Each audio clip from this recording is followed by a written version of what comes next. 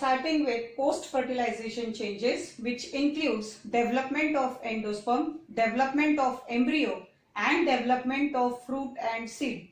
But today we'll study only two developments, that is development of endosperm and development of embryo. So first we'll start with development of endosperm. The development of endosperm, it takes place from primary endosperm nucleus, and this primary endosperm nucleus, it is the result of second fertilization, which is also called as triple fusion.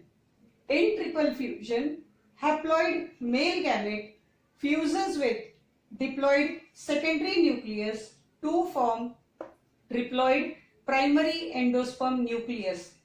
This primary endosperm nucleus, it divides repeatedly to form endosperm. The endosperm is nothing but a nutritive tissue which provides nourishment to the developing embryo. Therefore, the development of endosperm begins first, and when the development of endosperm starts, then the development of embryo begins. Now, depending upon the mode of endosperm or the mode of development of endosperm, there are three types of endosperm. The first one is called as nuclear endosperm, the second one is called as cellular endosperm, and the third one is called as halobial endosperm. In nuclear endosperm, the primary endosperm nucleus, it repeatedly divides mitotically to produce free nuclei. In the center, a large vacuole is present, due to which the nuclei are pushed towards the periphery. Later on, wall formation takes place between the nuclei. This is most common type of endosperm, and this type of, that is nuclear endosperm, it is mostly found in wheat, sunflower and coconut. The second one is called as cellular endosperm. The cellular endosperm, the diagram of cellular endosperm is this. In cellular endosperm, the primary endosperm nucleus undergoes normal cell division, in which karyokinesis, it is followed by cytokinesis. So cellular endosperm, this is mostly found in dicots such as Petunia and Datura. Then comes the third one, that is halobial endosperm. In halobial endosperm, the first division of primary endosperm nucleus results in formation of two unequal cells. The larger cell is called as micropylar cell and the smaller cell is called as chalazal cell. Later on, in both the cells, free nuclear division takes place. In micropylar as well as chalazal, the nucleus undergoes free nuclear division. Later on, wall formation takes place in micropylar cell. That means halobial endosperm is intermediate between nuclear and cellular endosperm. Halobial endosperm is mostly found in order Halobials of monopod, and the example of this is Asphodelus. So these are three types of endosperm, that is nuclear endosperm, then this is cellular endosperm, and this is halobial endosperm. Depending upon the presence or absence of endosperm in the seed, there are two types of seed, that is endospermic seed and non-endospermic seed. When endosperm is present, then that type of seed is called as endospermic or albuminous seed. Example of this is wheat, maize, castor and sunflower. Whereas when the endosperm is absent, then that type of seed is called as non-endospermic seed, or it is also called as X-albuminous seed, because in this type of seed the endosperm is completely utilized by the developing embryo.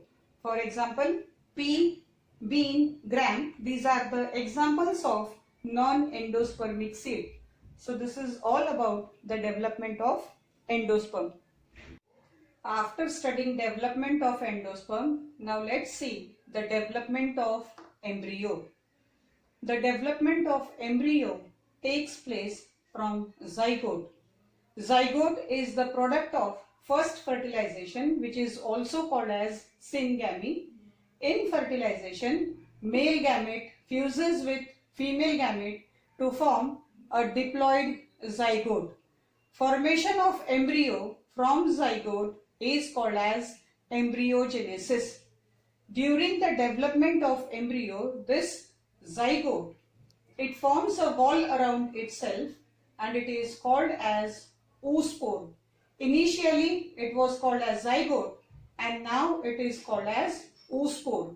This oospore, it further divides to form a two-celled stage called as proembryo.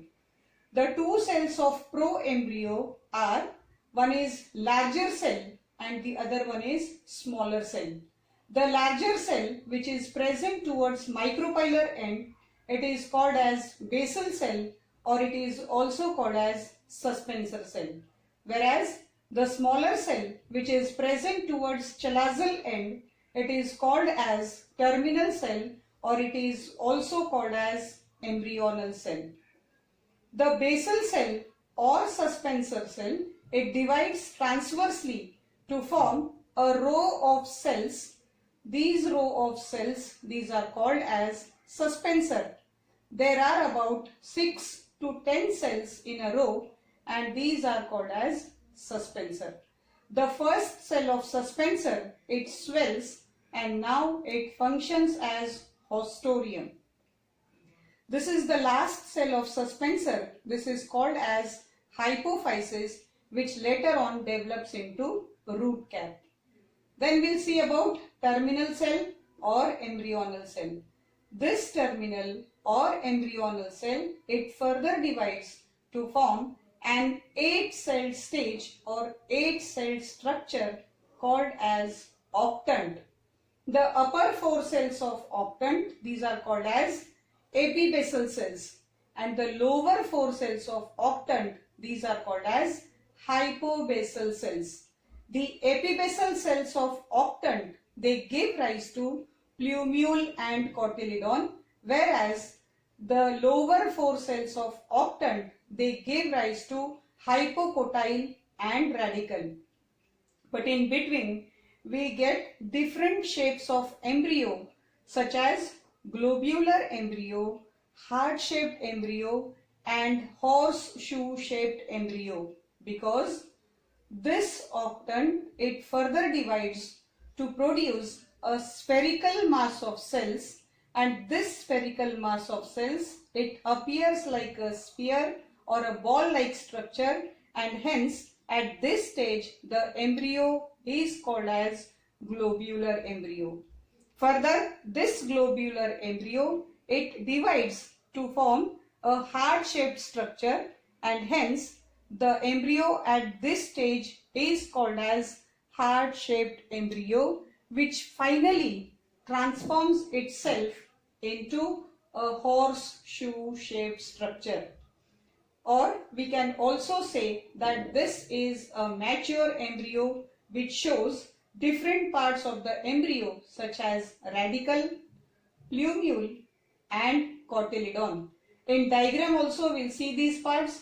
See this part, this is called as radicle, this is called as plumule, and these two are the cotyledons. From radicle, root develops, from plumule, shoot develops, and the number of cotyledon decides whether it is dicot or monocot plant. When 2 cotyledons are present, then that type of plant is called as dicotyledonous or dicot plant. But when only 1 cotyledon is present, then that type of plant is called as monocotyledonous plant or monocot plant. So these three are the parts of embryo. This cotyledon is also called as embryonal leaves, which stores the reserve food and provides nourishment. So this is the structure of a dicot embryo. But what is the difference between a dicot and a monocot embryo? The first difference is of the number of cotyledon.